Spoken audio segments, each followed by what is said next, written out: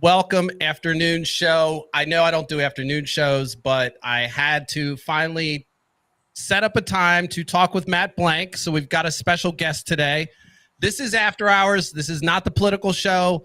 Unless Matt brings up something political, I'm not going to say anything. I'm not going to bring up TRUMP, all that shit. This is straight up just finding out a little bit about Matt Blank. And before I get started and bring him on, I just want to give a little preamble. And I'll put him in here so you guys can see him. So I personally, if you watch the show, you know I have an interest in comedy. Sometimes I think I'm funny. That's opinionated, but I have an interest in it. And I went and looked for places locally to where I could get involved. And I kind of stumbled upon a scene that I didn't know exists. So part of the reason I wanted to get Matt on was because I wanted him to talk about this and tell about what he's doing. I didn't know there was a scene. Of course, I went into the scene, failed miserably. Matt may or may not reference the joke that I tried to say that was or was not funny. Again, it's fucking subjective, okay? It's my channel, so I'm not going to mute the mic.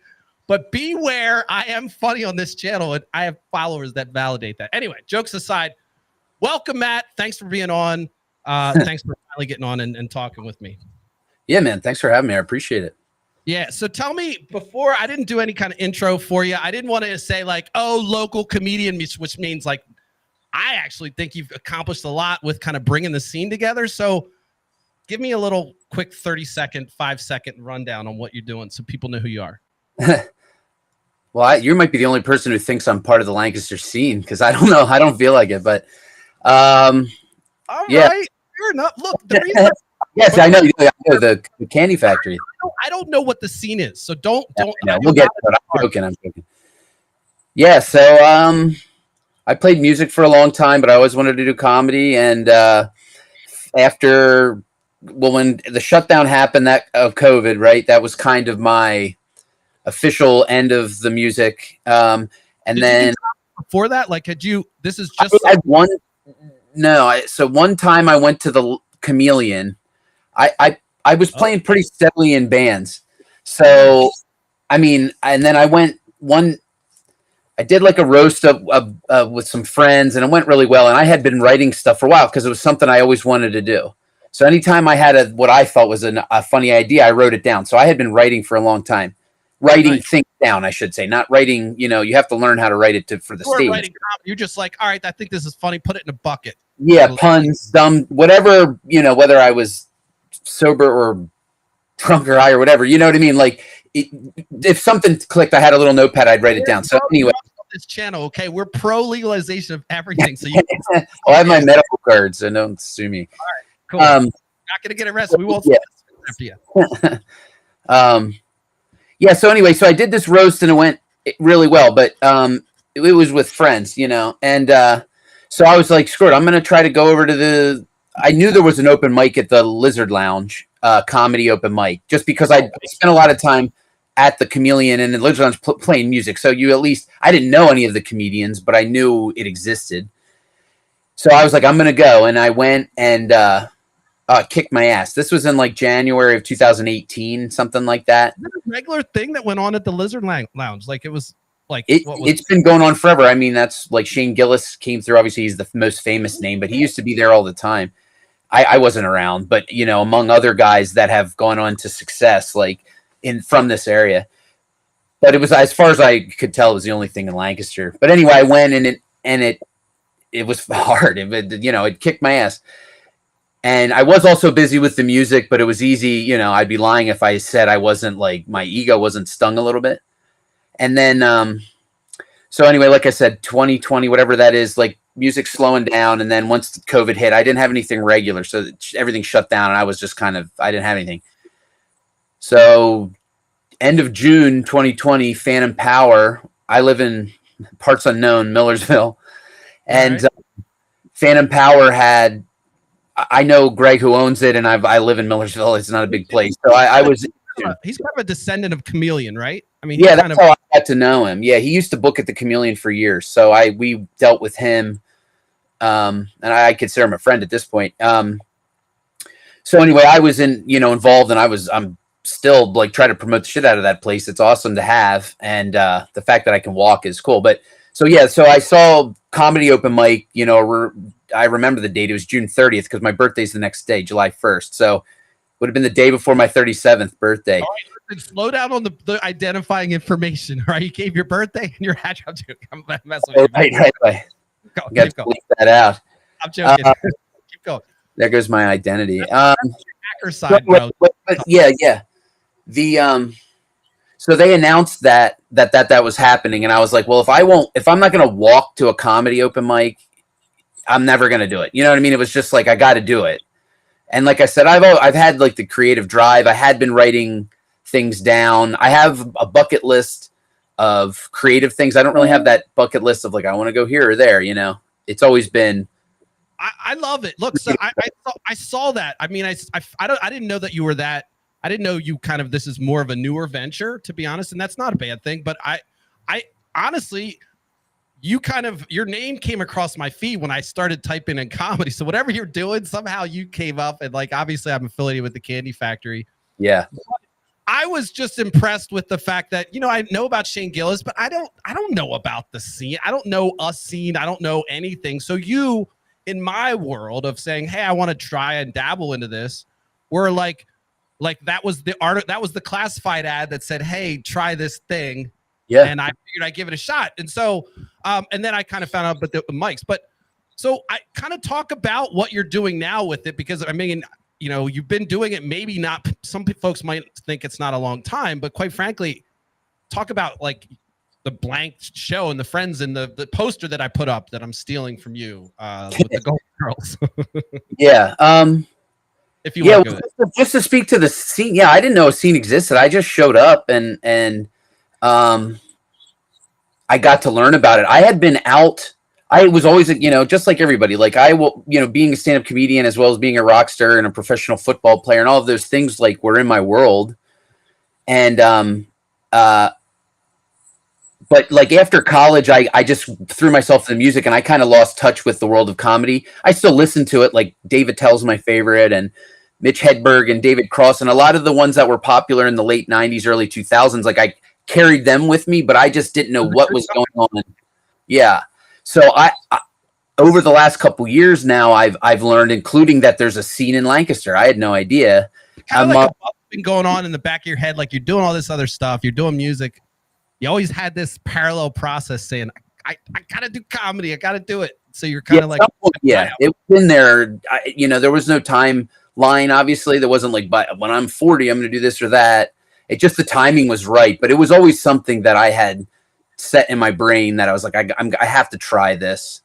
I just like busting balls too much, I guess. Well, tell me about like what is it? So that what is the thing?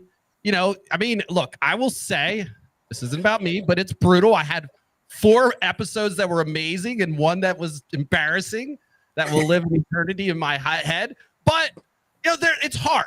So talk about what's the payoff and what keeps you going and why do you want to do it so bad? I mean, busting balls, but what do you get out of it? I mean, and also, you know, well, just yeah. I'm not Oprah, so go ahead and answer that one.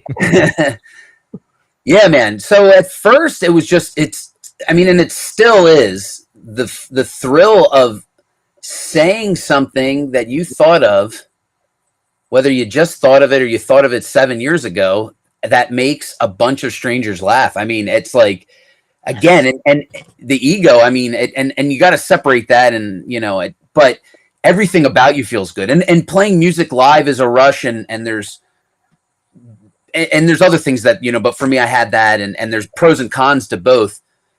But man, nothing catches it. I can say I'm political. Well, if I don't want to be political, I'm funny once in a while. So whatever. But I love what you're saying, and this is where I wanted to capture this. Like the creating and seeing something also happens to comedians, and so I'm leaning into the idea that comedy is an art, right? Yeah. I think it's the hardest art. I mean, how do you stand in front of a room of that, especially? Well, always. I won't even say. Yeah, it's just I think there's no harder art, and that's not to say other arts aren't challenging in their own ways, but man, it's you and a microphone, target, right? Yeah. So here's the other thing. Yeah, I mean, right now we know like this is kind of, you know, a hot topic of cancel culture. It didn't even exist. Like, I mean, if you watch Eddie Murphy Raw now, you know, some people would say, and to me, that's a piece of art that's timeless. And of course, you can say, well, it's throwing away and faggy and everything else like he was at the time. You can't talk like that. But again, looking at the art, I don't know. So tell me about how you think in that way, and or if I'm just being too deep and wanky.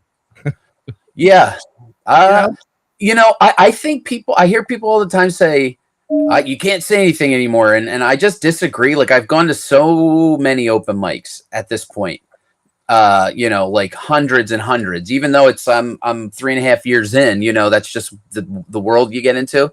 And I've heard it all. I mean, I literally, and I can understand that people have sensitivities and things, don't get me wrong. I don't mean that, but I think, if you think you can't say something, go to the comedy club and try it. Now, that being said, you're going to be held accountable for what you say. That doesn't mean it's like hey, I really want to say the N-word and this is where I'm going to do it. You see that all the time. Like, guys are showing up and you know what it is. Like, it's really just, they didn't write any jokes. They just, they think it's edgy just to be racist in public. So like I said, you can get away with it, but it better be funny. You know what I mean? Like, but I don't know. Some places are stronger than others, as you found out. My experience, and everyone knows about it, where I went and I argue I didn't finish my joke and it was racy and yada yada. And I can make a case for, like, you know what, someday someone's gonna hear the joke and they're gonna fucking die and it's gonna be killer because now I'm fucking holding it back from the world. But anyway, the point is, like, but I understand exactly what you're saying too. You're talking about a lot of people coming in, trying to get a laugh and a rise out of people, and just coming through with just words. And I would argue that the joke that I was going to tell, my only defense was that the joke was written and it wasn't fucking just bullshit. I wasn't coming up there. But I think I learned the hard lesson, which is fucking hard. And you can't just say shit. And you can't just, like, you got to warm people up and people have to know what your intentions are. And so yeah, is canceled. Like, is it really canceled or is it just poor delivery? Yeah, I mean, I think it's poor delivery, probably. Like you said, I mean, that doesn't mean, like, even if you had set it up, it would have worked. But, there's, and I know, and like, I know that was you obviously had structured it like a joke. It wasn't, that wasn't your intention, was like, listen to me say words. But, yeah, I think it's easy to tell after you could tell. You don't have to be an experienced comedian to tell if someone actually is, like, trying to write a joke or if someone is just ranting.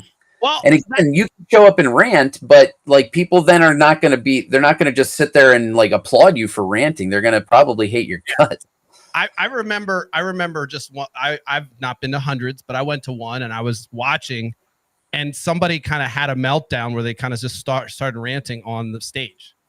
And it was obvious that there was no structure. So I'll just say this. One of the other things that I found interesting, Jason, a person that works here at the Candy Factory, like, knew I was interested, threw me a book, read the book. I was just blown away by how much structure good comedy is and how, like, comedians understand that. And it's not just about getting up there and going, oh, I'm the class clown. Yeah. But to me, like, you were talking about writing, and there's a lot of shit that goes behind the scenes to get someone up there for 5 minutes or that 20 minutes or whatever it is. Oh man, it takes a long time. 5 minutes is a long time. And the writing is my favorite part because I get to make myself laugh. I don't have to say, I don't have to go through that embarrassing process of trying things out. And it was hard as fuck. And I'm, like, very proud of myself for sticking through, because honestly, I think more than anything, it's a war of attrition. I don't think, yes, some people might have an aptitude or they get it quicker, but there's nobody that just has it, because being on a stage, again, it's just with the microphone, a song, you're playing your song the same every night. You can practice it in the garage. You show up, you're there. The joke, you can practice it in the garage, but when you show up, I mean, right? You've got other variables. You've got, like, a moving chart. I agree with you, and I have so much respect. And I wanted to make sure, like, I grope and moan about my little 2-second failure, but you nailed something that's even bigger, and that is, like, I don't think you can argue that's attrition, but I would say that the persistence, and that's one of the things I see. I would actually challenge you and say one of the things I was impressed with was, like, you try, openness to try jokes on stage. And you know, I watched you several times. I've seen you a couple times. I'm not like super standing you. Don't worry. I don't know what your fucking address is or anything like that yet. I wish. It'd be nice to have a fan. Come on. Why don't you just send me your address so I can finally get you fucking full?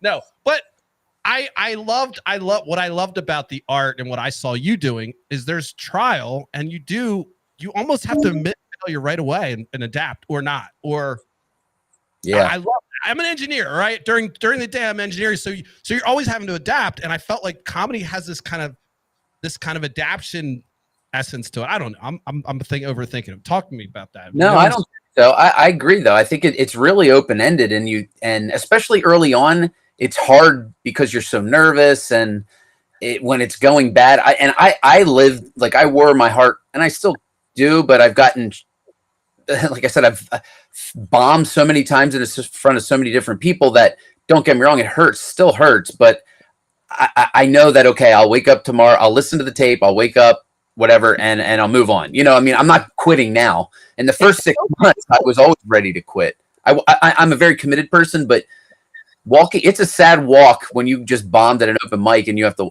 not the driving home is not sad, but man, the walk of shame. I had it many times. I love that. Like, I almost want everyone to try it just so they go, yo, you know what? Maybe next time you go to a comedy club, you'll shut the fuck up. Yeah. Listen, because that person out there. Go ahead. I was just gonna say, I think everyone once a year should have to go to a comedy open mic in their area, because you get an actual real cross section of your community, like mental health, rich, poor, white, black, every sexual orientation. I mean, it's a beautiful thing. It's also it's fucking wild, man. It's crazy, but you get to really see what's going on in your community. You don't have to turn a blind eye to like what your little, bubble. Yeah, I like it. I mean, I feel like comedy has, this is a non-political show, but there's also kind of people that kind of stay away. I noticed that the people stay away from political comedy pretty hardcore. I guess it's hard to do and it's easy to offend, right? Because you're already dividing people. Yeah, I try. I'm not very political. I leave whatever, but yeah, anytime you pretty much almost always you divide them in half right away. If you say Trump, you just say the word Trump, half the people perk up and half the people hate you. You know what I mean? And it's just like, and I had jokes about him. I had jokes about Biden. You know what I mean? Like trying to literally just make fun of any and everything that, if something stuck in my head. Right. So, but it's just hard. I'm sure if you were true, like yourself, I'm not truly political. So for me, it's more just like, I don't like this guy. Here's a joke, but people take it too seriously. Maybe if you really understood the issues and, it's not like there's guys that can't do it, but for me, it's not deep enough for me. I know what you're saying. And I think there's almost like it's almost like a committal, like you're a political comedian and that's what you're, you know what I mean? Like, it's almost like if you're a bad potty mouth person, then that's your thing. Once you go political, you kind of can't go into you're not going to, everything you say from henceforth is almost looked through that lens. I feel like, but I will say what's interesting that, I idolize and look up to George Carlin. He was amazing. I mean, the 7 words, I love that whole, what he did with that. And so, and go back to, way, way, way back, there was always politics in comedy of some sort. Like there was usually, not talking vaudeville slapstick, but even that, I felt like there was. And so I argue that when comedians shy away from it completely, I understand it. And you're right. The division, I miss a George Carlin though. Like I miss a person that could just riff on it, and the whole thing's political, but you don't really care because you're just like, what? He's playing word games and dancing with your mind, you know? Yeah. So it's tough to do. Genius. It's very hard to do. But and that's where you think about it, where the world is right now, and there's always going to be political comics. But if you bought tickets to see Jon Stewart, you don't want to hear him talk about poop jokes or something. You know what I mean? At this point, I feel like he's almost unfortunately backed himself into a corner, and that's his world. He understands it. And Lewis Black, and there's guys that really get it. I don't get it enough, but that doesn't mean I won't throw it out once in a while. If something, but I try not to be too topical either, because everyone, like when you go to the open mic, you're going to hear 35 Epstein Island jokes or whatever that week's thing is. and also they have a very short life, unless there's got to be a more broad theme, not just like, hey, what makes you see somebody at the, like, when you get on an open mic and you see somebody, you're like, oh shit, what's the thing? What do you see as somebody? And by the way, you said something I agree with, that it's not something people are born with. I know Jerry Seinfeld, who thinks that like some people have it, some people don't. I actually of the mindset that people can learn anything. So like you said, persistence. So, but I think there are certain people that you get up there like, okay, maybe they're polished, or you can tell. I'm sure your trained eye. So new people, I'm coming into the game. I want to get into comedy. How do I make myself pop on stage so that Matt says, hey, come tour with my troupe? I don't know. I mean, in terms of what makes me laugh, it's like, it's just a spontaneous thing, whether it's someone new or old, or, sometimes it's because it's so bad and awkward, it's just hilarious. Or sometimes it's brilliant. Yeah. I don't know that I'm always the best judge either, because I'm like desensitized, like I have been. So like when, hearing, about N-word is about the only thing that I cringe at anymore. So, you know what I mean? Like, and even the topics, like and that was before the comedy. So I'm a little older, I guess, but do you know do you know the joke, The Aristocrats? Yeah. All right. Okay. At least I saw the movie. I mean, I don't think I could. No, that's fine. I don't want to do it, but I'm glad you said yes, because one of the things I believe is that it's a piece of history, and I like to teach people stuff when I talk on my shows. So this is one of those things where, in my mind, The Aristocrats is a joke that is told different ways by different people. But one of the fundamental things people lose with the joke is it's so full of debauchery that, in my mind, it's the baseline for what's acceptable in comedy. So it's such a low bar. Like, craziness, grossness, whatever, that anything beyond that could be deemed funny by some perspective on some planet. And so this is my frustration with anybody who's gatekeeping any of it, whether it be liberal, Republican, whatever, of like saying, hey, that's not funny. It's not funny to you. Right. So, and by the way, that's the art of comedy. You got to make sure that the people in the room are going to fucking laugh that night. Like if you're, that's the hard part. When you start out, you're only going to the same open mic, where you're seeing the same people, and it's really easy to fall into, I want to make the comics laugh. Well, making the comics laugh is not the goal. And I imagine I had to learn it really hard. And I think almost everyone does, that like when you actually start doing shows or showcases or anything where there's even an open mic where there's actually an audience, which is hard to count on. You're like, these people aren't here. Not that they can't be shocked or won't think it's funny, but Jim Gaffigan might be their idea of comedian, which is brilliant, but they don't, listening to your 20 minutes on jacking off, it's like, and when I started, especially like it was middle of COVID, we were outside. It was literally only comics. So, I had to learn that the hard way. Like bombing a show hurts really bad. So, after a couple of those, like the open mic, you just don't give a fuck anymore, Yeah, I feel like bombing is the thing that happens, what people dream about when you go to like speech class. All the anxiety that you have about speech class and getting up there and shit, that's what a bombing feels like, I would say. Like, it's like the shame and the guilt. And like, and by the way, I've bombed, so I'm saying it. I just know, and I haven't bombed a lot, so I don't want to act like I'm some experienced comic. But in the few times that I bombed, it pummeled me, bro. It hurts, man. That's what I'm saying. I never went back, and I was busy with music at that time when I went the one time. But the main thing, I could have found the time if it didn't just like kick my ass. Yeah, man, it hurts, and it still does. Like I was always just like, what the hell am I doing? Like early on, like why, and I'm super sensitive. Like that's half of this. Maybe not this, but like over my life, like joking was just obviously a defense, like a lot of people, right? So I would just be mean with it because I was good at like I would take. I don't know. Basically, yes. When I would get embarrassed, and I still do it when I would bomb, I would like go after the crowd in a way, like try to be mean to them. I could see you doing that. I actually look. I would probably start laughing because I'm like, all right, Matt, just fucking go after him. Fuck that guy. Yeah, sometimes, but sometimes you don't deserve it, right? It's like I'm just for it. I'm like a psychopath. Yeah, yeah, right. Well, that's what I mean. I'm not a good judge of who, when you show up, maybe you'll make me laugh. The thing that impresses is not even the right word. The thing I just see, you see the people that are putting the work. It's easy to tell. You know, I'm nice to everybody. I mean, I really, I'd like to think, you know, it's hard to do. I get it. And the common theme is the bombing, especially early on. You know, maybe some people forget that they used to bomb all the time, but I mean, I certainly don't. So, I love that. I always the said people that. putting in the work, you'll see them every week. You'll start seeing them in Harrisburg. You'll see them in Pottstown.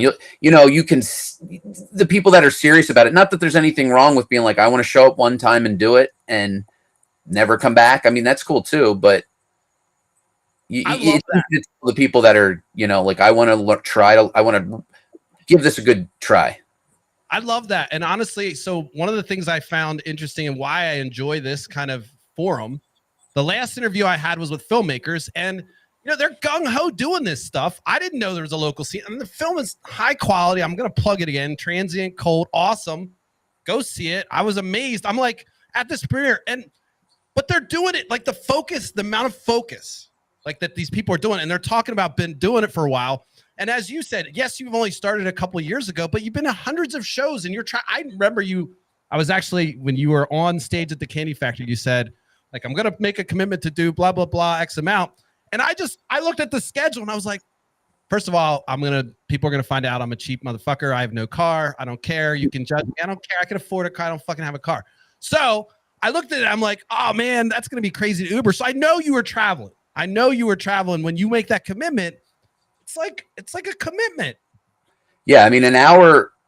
Yeah, you're right. It really is. I mean, it's like, if you're going to do it, you got to just, driving is it. Like, everywhere, like I was joking earlier, but I still, at least my first home, I felt it was in Harrisburg, the community in Harrisburg. That's what I felt too. 45 minutes, and I'm up there once, twice every week, sometimes more. I just was at Soul Joel's open mic last night. That's an hour and 10 from me in Pottstown. I consider Harrisburg local, but that's kind of where the scene is, right? Isn't that where the center of it is, like Mechanicsburg? Yeah, because there's no club in Lancaster. You know, there's things happening, but until there's an actual, just like anything, there's a hub. You know, musicians have a hub, whether it's Tellus or back when I was, you know, when I'm playing, it was Chameleon and Tellus. I mean, who the hell knows where it is now? But yeah, there's no real hub. Now, Phantom Power is kind of a hub of sorts, but it's not a comedy club, you know. So yeah. So they're doing it like ad hoc, which is fine. And by the way, thanks. That's awesome. Thanks, Greg. Thanks everybody over the Phantom. That there's a place, and I wanted to continue there, but you know, in terms of fostering a scene, a club, an actual club, whether it's small, the one in Hanover is amazing. Church of Satire, that's an hour away. You know, I'm down there a lot, and it holds 50 people. I mean, it doesn't need to be, you know, it doesn't need to be a 250 seater, but anyway, you think so someone with money start one, right? You think it would be sustainable in Lancaster, though? I'd like to think we have vibrant arts. There's nightlife. There's, you know, there's already music and like there's already a scene there. I just don't. I would like to think that, like I said, something small to start. They used to have one at the Host for years, but that was, I mean, something downtown would be cool that has the low ceilings and just, like I said, it's pretty big. Just a little stage, a little pop-in stage. We're like right there at the level where people in, like, straight up almost cliche. We need a little cliche, small ass comedy shop where you can come in and you can try wares, and maybe you get a couple big name players in there. It becomes a little intimate spot, but that kind of place where you can have a scene. I would love that too. One of the things I didn't like when I went out to Phantom, it was like hard to figure out where it was if you're an idiot like me. Yeah, I mean, and then like, sometimes you go there, by the way, if anybody goes there and it's empty, just hang out, because sometimes people just show up at the same time. I've gone there a couple of open mics where there's been nobody there, and then I leave and I heard there was one. So I don't know how, but it was kind of like that. So it's a community of people that are doing it, practicing their wares. Yeah, and POV kind of, they're like running out of Phantom Power, but they also book around other rooms. So, you know, they have the wherewithal and the drive to be like creating a scene, and they're the ones like driving what's happening in Lancaster right now. So There's a couple other, but like you started your own like kind of like what? Tell me about the Matt Blank like friends thing. Well, yeah, that just fell in my lap. Really, I knew Mundock from playing music, from the music scene years ago, and when the Candy Factory first started, when it was literally in the Keppel, we had a music studio up above, and I would go every morning and play the drums. I'd practice drums every morning, and you got to play with you don't play with the metronome in your headphones. You got to play with it in the room, so you get used to like the dynamics. Right. And they hated it. I'd be literally right upstairs just beating the shit out of the drums to this loud metronome going bonk. So they would always complain. It was funny. Anyway, I got to know Ann and Jason way back then because I was like the thorn in their side. People are trying to work. And then randomly Jason reached out and was just like, hey, we're thinking about hosting a comedy series. Do you want to host it? Or would you be interested? And I said, absolutely. He said, send over a tape. And then at the end of the day, it was really all their place, their money, their promotion. But then, they're awesome people. And we're like, we'll help promote you too. They let me put my name on it. And you know what I mean? I liked it. I think but it's great. It's really a collaborative effort. I think you did a great job. And it's how I introduced a couple people to it. I'm one of those folks that, thinks I'm funny in school and tried a couple times. And your names popped up in a different circles. And then when you started launching that, I went to one, I loved it. I went to two. I actually gave a couple bucks to some of the comedians outside of those shows. Because I believe in supporting local. And but if you aren't the scene, I'm basically putting it out there that right now from thenceforth, because of this video, you henceforth are known as the Lancaster comedy scene right there, right at this face. Let me blow it up. Hold on. Let me put you big camera. I need to make sure that they see. Oh, wait. You're going away. Sorry. There we are. All right. Anyway. Bam, bam, bam, bam.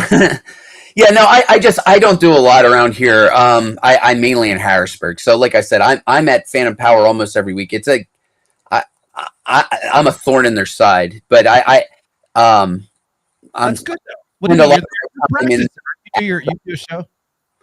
What's that? Are you practice? Like you're doing your show every week at Phantom Power as well on Mondays? I try and it varies. I try to go to 3 open mics a week. If I don't have anything, I don't have anything now until June. So I'm going to try to drum something up. But in the meantime, it's like, you got to flex that muscle.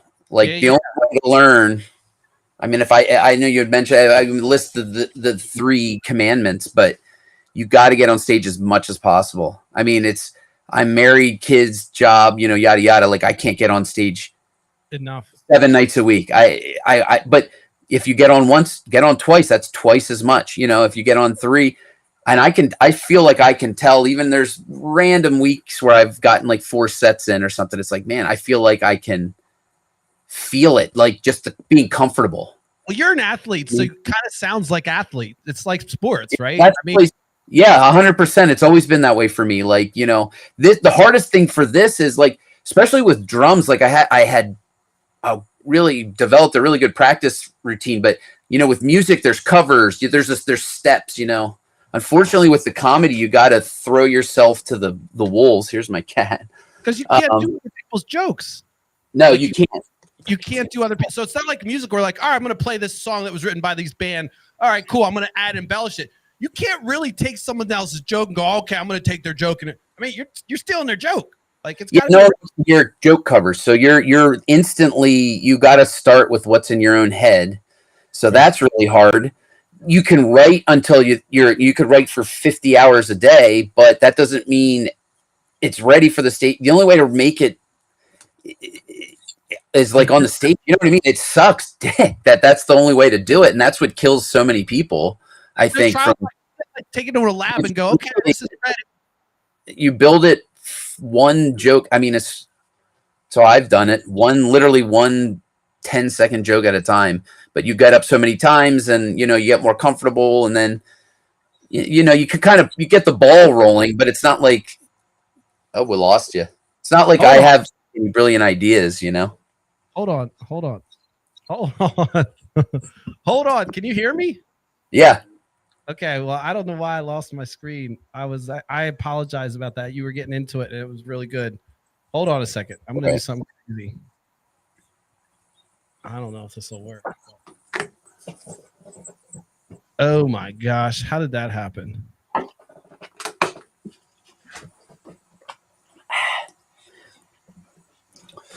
right. Hold on. And another thing. Yeah. Oh, man. All right. 1 second. Damn it. This is bullshit. Yeah, what it just says no. You see that little symbol? It looks like a ninja star. Yeah, yes. It means it's a good thing that that's there. It means I'm still connected. But I need to do one thing. Just stay on me. I wish I could change the screen. Hold on. I could put the screen on your face the whole. Hold on. All right, hold on. Because I don't want to end it without like having a moment here. Why won't it make you full screen? There we go. There. All right, just stay smiley. Don't worry, we're live. We'll cut this shit. It's okay. This happens because I'm an idiot but I'm gonna fix it live because I'm a hacker and I believe I can do it. So I'm gonna kill it. Start it again. This will work. Give it 1 second. Oh wow, it had to put me in safe mode. Did you get canceled live on the air for your old show? And I said the bad word, I guess. So now it's not. Son of a bitch. I'm gonna get it working. There we go. All right, I should be coming on soon.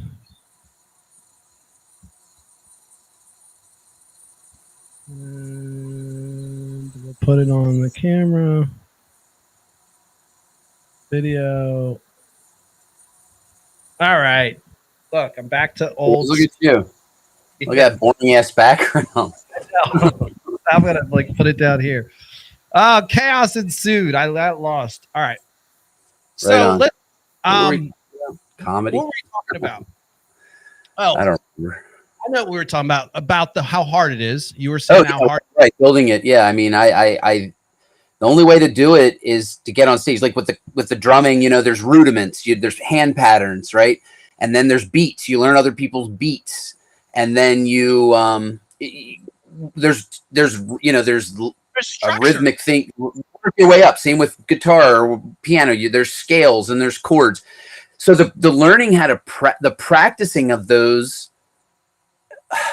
I don't know. There's already something there. Like there's a path to at least get you started. Whereas the comedy, it's like no, it's like get up there and see what the hell you got. Well, I love what you were saying. Yeah, I feel like you're saying it's like so music. You have a structure, a format. Comedy is really like since you can play word games, but even if you don't know the language, I mean, people that don't know English well, they're sometimes funny because of their delivery, right? Even though they don't know the words right. So it's not only the words, the delivery, the concepts, but it's then and then sometimes it's the fucking mood. Sometimes it's raining outside and maybe people came in and they're fucking pissed off and they're not laughing at the joke that you made for some dumb reason. I'm making things up, Matt, but you know what I'm saying? Like, I mean, the crowd's such a big part of it, and that's what makes it so hard.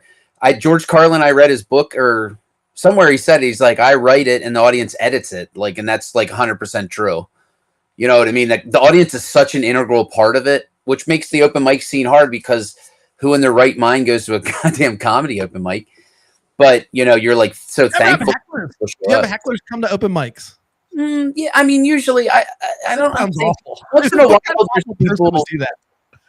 Yeah, I know. I mean, it's sad. I think you definitely see those people that think they're better.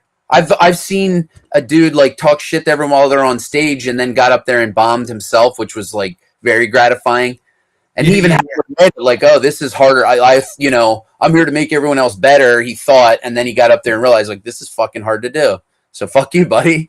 Like, I don't mind anybody if they've tried it. You know, if someone says you suck, like, and they've never even tried it, it's like, well, fuck you. You do it then, you know? Yeah, I have all respect for people that do. I have respect for somebody who did open mic 4 times, okay? Because I've done it 3 and I've vowed that I'm gonna grow this channel so big someday that I'm never gonna have to do open mic ever. Okay, that's my You're goal. gonna skip right to the top. That's a hey. I'm literally saying, you know what? No, but I want people to understand the trauma was so significant that it has lit a fire in me that, you know what? If I can't do it by stage, I have to do it by force. So right. anyway. Yeah, there you go.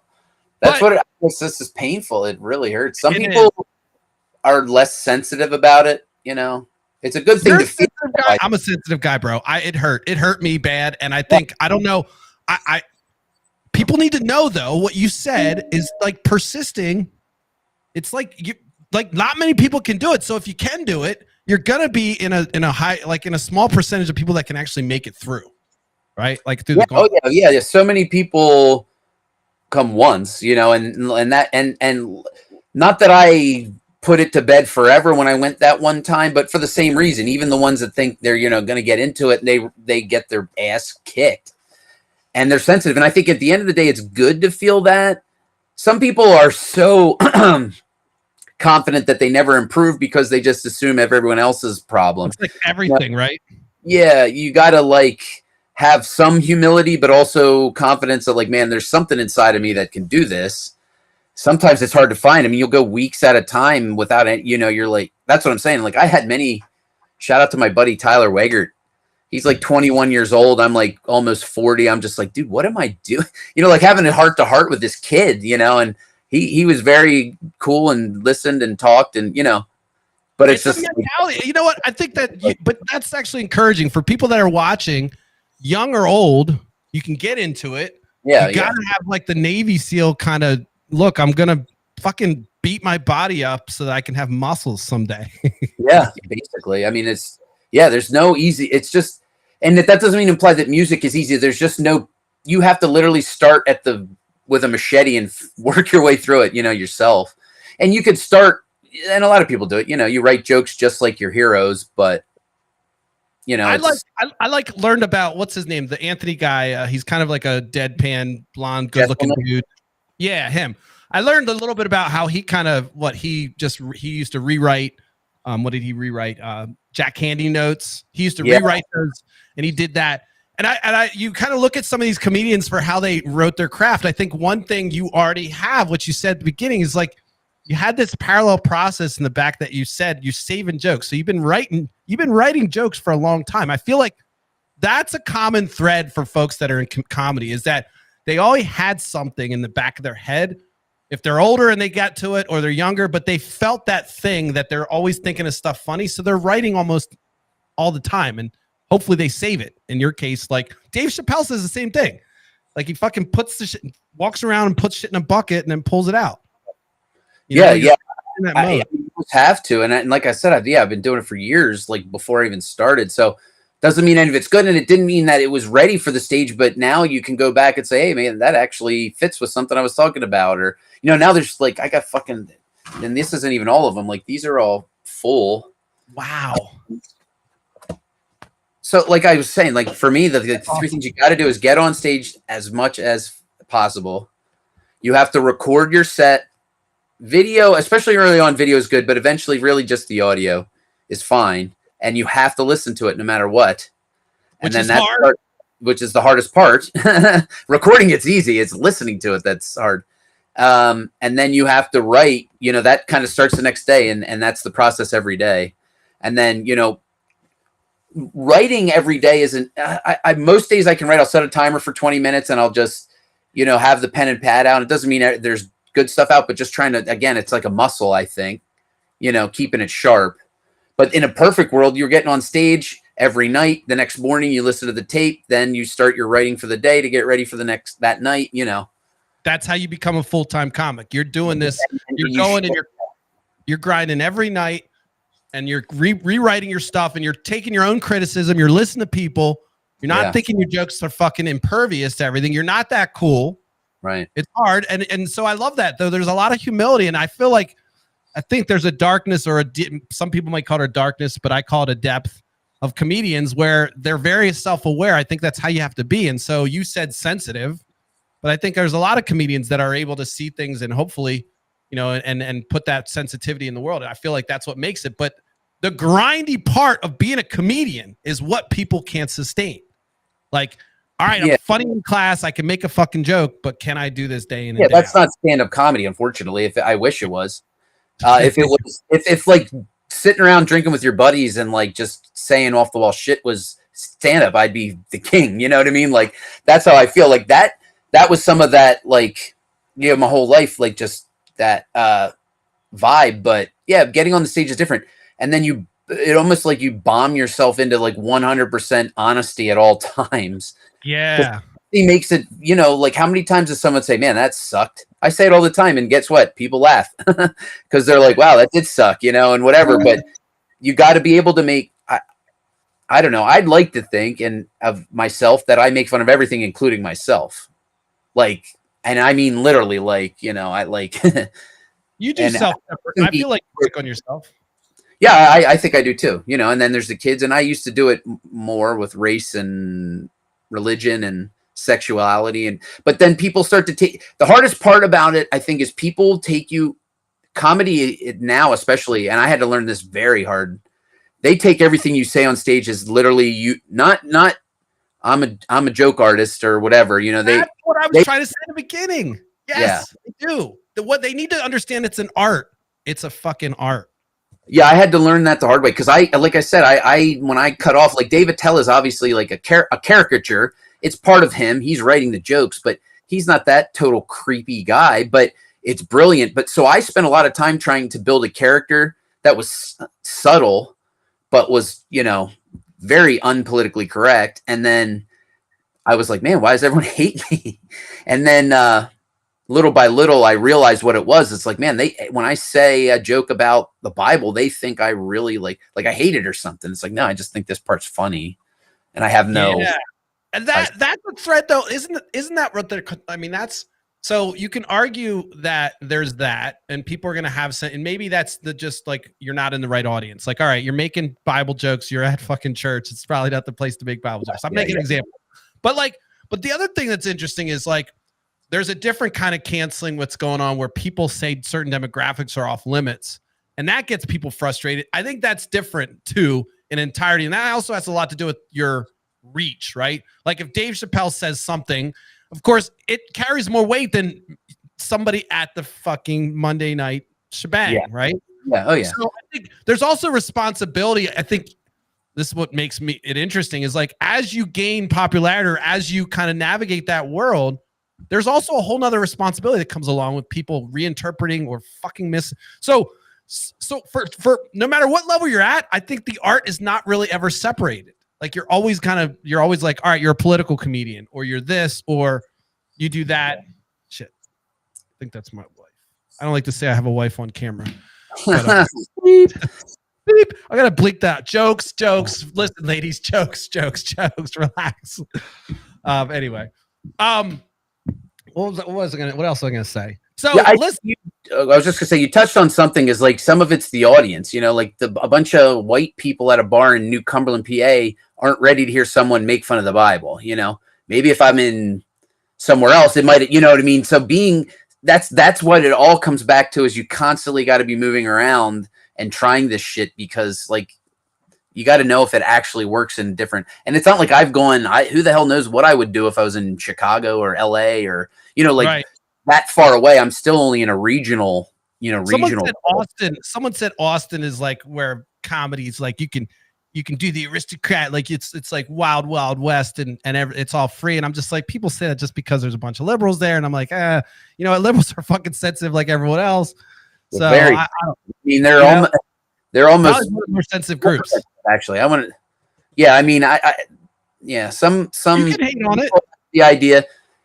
Well, I'm not. I'm in this thing. I'm like, I'm not political. And I agree with like a lot of the ideas, but the far left liberal is just a baby, right? Like, and that's what you run into sometimes. Like, and I'm not looking for the plight of the straight white male or anything. I'm not stupid, but there's some places it's like, well, if you're not black, you don't make fun of black people, or if you're not gay, you don't make fun of gay people, that kind of thing. And I mean, I think that's stupid. That doesn't mean you go up there and, like I said earlier, it's not a rant, but I I've made tons of black friends, and I've done tons of black shows in doing and you comedy. always have to follow your jokes by I have a lot of black friends. Like my best friend's black, right? You have to. You have to, yeah. Like, But I'm just saying, say like, that. you know, like, I'm not. I don't know. It's a bust and ball. Like, I just see, you know, It should be it's a free-for-all. for me. It's fine. That doesn't mean there's not jokes there. Is what I'm getting to. It's not like I'm just like, you know, just because you say something racist doesn't mean you're racist. I guess is what I'm saying. Yeah, no. Look, I have a whole. I get into the nuance of that in my show, so we're not going to cross streams. But I agree with you. One of the larger things I really wanted to come out of this, which you nailed and kind of brought in, was like the art of comedy and the grind of comedy, and people that are interested in it have to understand it's an art. It's not just somebody getting up there and winging it. There's a structure. It's fucking grindy. You know, it's people aren't going to like your jokes most of the time. Even yours truly, who I fucking know, and Matt will deny this, but I'm fucking hilarious. I got shut down on stage. Okay. So you can too.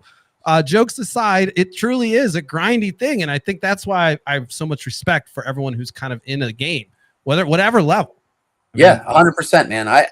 There's definitely, I don't know. There seems to be, like, I've not worked with tons of big names or anything, but a couple at least that have some good credits to live in New York City. And, you know, it does seem like they get it.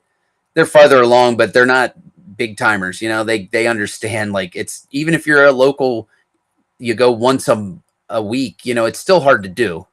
But once you really commit to it, that's when like people will notice, you know, the other comics will notice when they're like, damn, I've seen him 3 times this week, you know, and then it's weeks after weeks and months after months. And next thing you know, a year could be 1 mic a week, or it could be 3 mics a week. You know what I mean? Like, think about it that way. That's kind of how I thought about it. So I've been doing 150 mics a year now for going on 4 years. What got me excited too, and I mean, I know we're kind of running out of time here, but I wanted to say this. I think what I was interested in is, again, seeing you up there, knowing, you know, you're affiliated with the Candy Factory. Maybe it made it more accessible to me, but it also made me just like kind of like, wow, okay, there's a path. If you're interested in comedy, I didn't. You don't have to move to LA. You can actually get involved locally, where even if you're not in Lancaster, if you're in Harrisburg, if you're in any community, there's some place where you could pop in or start your own community. And quite frankly, it sounds like it's a very, I don't want to use the word ancestral because that's aristocratic joke, but I think it's a community. And when you get involved in the community, you get noticed, as Matt you said. And I think that's that grindy thing. So if you're watching this, you're thinking, oh, I want to be a stand-up comedy. Shane Gillis did it. I mean, that you didn't see Shane Gillis grinding it out, getting not laughs at the Lizard Lounge years ago. I mean, that's just got to think about like how much fucking time he put in here, and then he moved to Philly. It was like one step in front of, you know, and I don't know him, you know, but there's definitely people around here that do, like, knew him since he was an open micer. I mean, I know how insane that is. Like the meteoric rise of like seeing a dude with, you know, 0 audience and 10 comics at the Lizard Lounge. Now he sells out arenas. I mean, that's just insane. Yeah, but it is. With like, I'm gonna, you know, it starts with, I'm gonna show up and I'm gonna somehow get up the next day, even though I hate myself. And I think the other thing too is that you don't necessarily have to be a big time player to make money in the community. Like, you can actually get gigs and do things and become a full-time comic, and maybe no one ever heard of you. You're not worldwide. I don't think that's the only way. One of the things I found interesting about the music industry locally, Matt, I know you were in a band, but I found the same thing interesting about these people that are full-time musicians. I'm like, what? I never heard of you. They're making a living. They're doing great. They're paying their bills. It's a real thing. Yeah, no, for sure. And like 90, I know with musicians, 99% of professional musicians are not rock stars. You know, they're the people that teach lessons and play in cover bands, and, you know, like, and there's tons of them around everywhere. I learned, I guess I wasn't surprised about the comedy thing, even though I didn't know it existed, just because I had gone through it with music. But I definitely went through it with like, holy shit, this guy doesn't do anything but play music. But yeah, you know, he teaches lessons, and he plays at his church, and you know what I mean.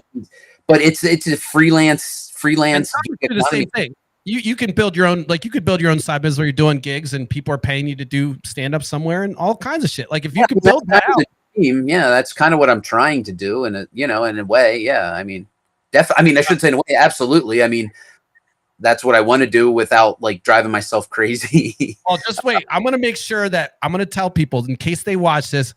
I instructed Matt not to be funny. I said, do not try to be funny. So if you're watching this thinking, well, you know what? Matt's funny, but like, I instructed him. I said, this isn't where you have to do bits. Jokes aside, I think you're great. I love what you're doing. And quite frankly, you may not be the scene in Lancaster. Maybe Harrisburg's your baby, but I'm calling it right now. If you want to get in the scene in Lancaster, you got to find Matt. He is the scene. His middle name is the scene of Lancaster. Yeah. But go. If someone shows like, yeah, say what's up. I mean, there's no secret. Like, that's the thing. Like, it's just like, are you willing to do it or not? But I mean, I just told you what it is. Get on stage, record your set, listen to your set, write, repeat. That's it. What's next for you though? What's next for you? What do you want to plug? What are you working on? Anything? I mean, I'm just going to put it out. I'm just going to manifest, as my friend Ali always says. I'm manifesting. All right, cool. Well, right now, my goal has just been trying to get into some of the regional, I guess you would say past or rotational at some of the regional comedy clubs. So, I've got shit out of this. Good. I got my foot in the doors and things, but that's the next step, because at least there's consistently audiences, but there's a chance, that all of a sudden, at the Comedy Zone a couple weeks ago, there's probably 160, 170 people in the one show I did. I mean, that's awesome. Wow, dude, that's awesome. Next step. Not that I'm not going to take if anyone wants comedy, hit me up. But, that's kind of where my head's at, like trying to get my foot in some of these regional, a little more implanted in the regional clubs. Yeah. Well, I love it. One of the things I really do want to talk about, last thing on this show, is I do love the fact that everyone's doing celebrity shit. I want to up and comer people, and I believe that you got something here. I love that you're, even if you're in Harrisburg, I'm still going to say you're the scene in Lancaster, but you're not going to get away from that. I'm just going to keep saying that. Like, if you want to do comedy, I live in fucking Millersville, so I like I said, I am part of it. I'm not on a lot of the shows, so I know. But we're going to take that. But I live here. You're gonna be so annoyed. You're like, fuck. Ever since I'm on that show, it's like only fucking gigs I get are in Lancaster. I never leave. Yeah. No, but listen, this was awesome, and I think I'll wrap.